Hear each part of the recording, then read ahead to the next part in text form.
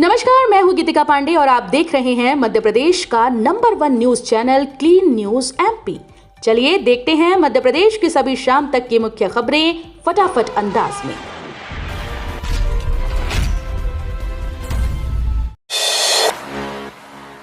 रक्षा मंत्री राजनाथ सिंह ने एमपी के रायसेन में किया ब्रह्मा परियोजना का भूमि पूजन। प्रधानमंत्री श्री नरेंद्र मोदी जी की पहल पर मध्य प्रदेश को रेल कोच इकाई की बड़ी सौगात प्राप्त हुई है। रक्षा मंत्री राजनाथ सिंह ने रायसेन के उमरिया गांव में ब्रह्मा परियोजना का भूमि पूजन किया है। रायसेन के ग्राम उमरिया में 60 हेक्टेयर से अधिक भूमि पर 1800 करोड़ रुपए की लागत से बनने वाली ब्रह्मा परियोजना से भोपाल, रायसेन, सीहोर और विदिशा जिलों को लाभ होगा। इन जिलों के तकनीकी संस्थानों में अध्ययनरत विद्यार्थियों के लिए रोजगार के अवसर सृजित होंगे। वन्यजीव रेस्क्यू सेंटर के लिए सुप्रीम कोर्ट की परमिशन अनिवार्य है। मध्य प्रदेश के जबलपुर और उज्जैन में प्रस्तावित जू और रेस्क्यू सेंटर अब तभी खोले जा सकेंगे जब सुप्रीम कोर्ट से अनुमति मिल जाएगी। इसकी वजह यह है कि वन विभाग इन सेंटरों को वन क्षेत्र में स्थापित करने की योजना बना रहा है। चूंकि वन क्षेत्र में किसी भी प्रकार का पक्का निर्माण सुप्रीम कोर्ट की अनुमति के बिना नहीं किया जा सकता, इसलिए रेस्क्यू सेंटर खोलने से पहले कोर्ट की मंजूरी जरूरी होगी। रक्षाबंधन पर रेलवे ने कई ट्रेनों में बढ़ाए कोच, यात्रियों के लिए बड़ी सुविधा।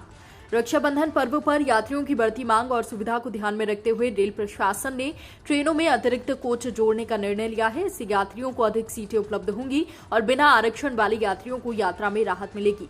इसी क्रम में ट्रेन रानी कमलापति आधारताल रानी कमलापति एक्सप्रेस में एक अतिरिक्त स्लीपर श्रेणी का कोच जोड़ा गया है। अब विदेशी जानवरों को पालने से पहले करवाना होगा रजिस्ट्रेशन। परिवेश 2.0 पोर्टल पर करें अप्लाई। अगर आप किसी विदेशी प्रजातियों के जानवरों को पालने का विचार कर रहे हों तो इसके लिए कुछ बातों का ध्यान रखना जरूरी है। कारण यह है कि जानवर भी नियमों के दायरे में आ गए हैं। सरकारी नियमों का पालन करना होगा क्योंकि वन्यजीव अधिनियम 1972 के भीतर 2022 में संशोधन किया गया है, जिसमें विदेशी प्रजाति वाले इन जानवरों के संरक्षण और नियंत्रण के लिए सख्त प्रावधान किए गए हैं। 2022 के संशोधन के अनुसार अनुसूची 4 में सूचीबद्ध विदेशी जानवरों को रखा गया है। 13 अगस्त से नया सिस्टम, एमपी में होगी तेज बारिश। बंगाल की खाड़ी में लो प्रेशर एरिया एक्टिव होने से 13 अगस्त से फिर मध्य प्रदेश में तेज बारिश का दौर शुरू होगा। इससे पहले भी प्रदेश के कई जिले तरबतर होंगे। रविवार को हरदा, नर्मदापुरम और बैतूल में भारी बारिश की चेतावनी दी गई है।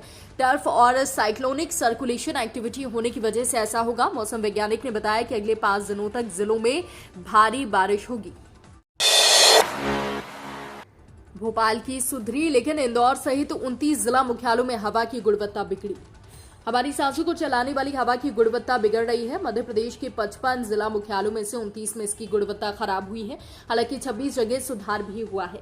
बड़े शहरों में भोपाल, जबलपुर और ग्वालियर का वायु गुणवत्ता सूचकांक सुधरा है तो इंदौर का खराब हुआ है। ये जानकारी मध्य प्रदेश प्रदूषण नियंत्रण मंडल के वार्षिक प्रतिवेदन में सामने आई है। वीआईपी की वजह से नहीं हुए दर्शन, शारदा माता प्रबंधन पर 55,000 का जुर्माना। वीआईपी की वजह से भोपाल के एक परिवार को मध्य प्रदेश के मेहर में स्थित प्रसिद्ध शारदा माता मंदिर में दर्शन नहीं हो पाए थे।